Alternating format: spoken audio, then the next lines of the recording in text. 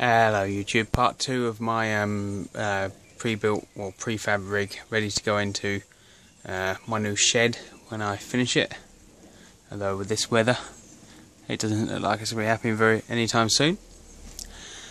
So basically what we have at the moment is our one set of solar coming in. We're going to have 2 at the end minimum, and we have our switch up here.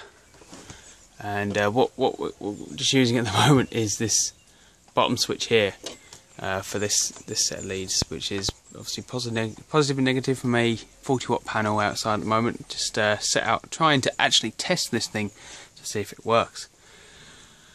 So what I want to do is I want to see if it works, make sure nothing's shorted out. So we have on one side grid tie, as we did before, and one time for the battery. So if I flick it to that side, the power will go through here, through the fuse, into the grid tie, out of the grid tie, down here to the switch connection unit, which is another form of isolation, and then it will come out on this flex into a plug for now, just to make sure it works. And if I switch it to battery, it will come out, it will come down to these 2 connectors here with the 2 pairs in here. It will go through the back, come out here on the solar panel, go out on these 2 temporary crocodile clips for the battery. So the battery is actually showing 12.3 volts. I'm going to turn that off.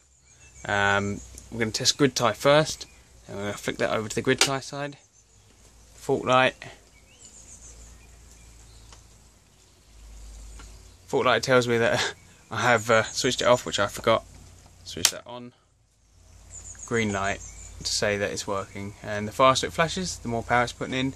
It's not even worth putting a watt meter on to see how much electricity it's putting in today, because the weather is completely pants. Okay, so I'll select that. Fault light. Okay, we'll swap it over to the battery. Go down to here. No PV light yet. Turn that on. PV light is on. Charge light is on down there. 12.3 volts. We're not going to be putting anything into the batteries from this panel today.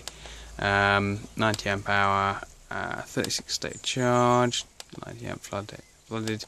Where are we? I want the panel voltage, which is 14.9 volts. That is absolutely nothing. So that proves that works. The battery is sitting down there.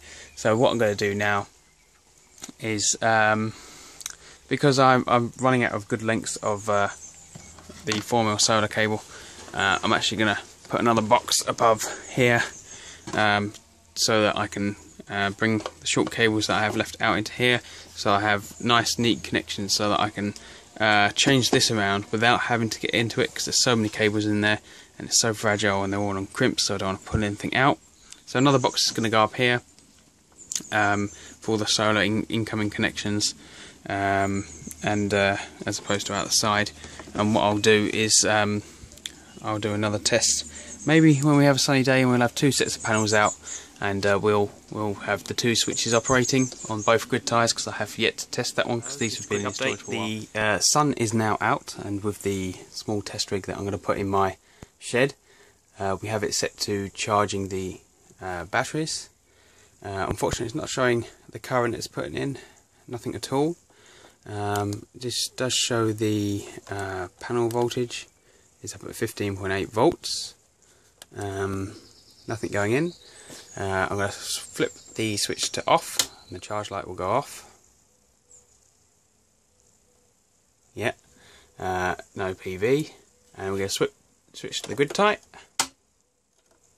and the green light comes on, and it will start flashing away. It's only a 40-watt panel. And doing 30 watts, which isn't bad. It's not well positioned. It's just out there on the grass. So I'm happy with that for now. That proves that works. And just upset there you go. It goes off. Charge light comes on. Just doesn't show the amperage on the going into the battery. Obviously, it's not much because it's only a small difference. So, okay, that works. I'm happy. So this can go in my shed. Just need to put a box on top for all the other connections.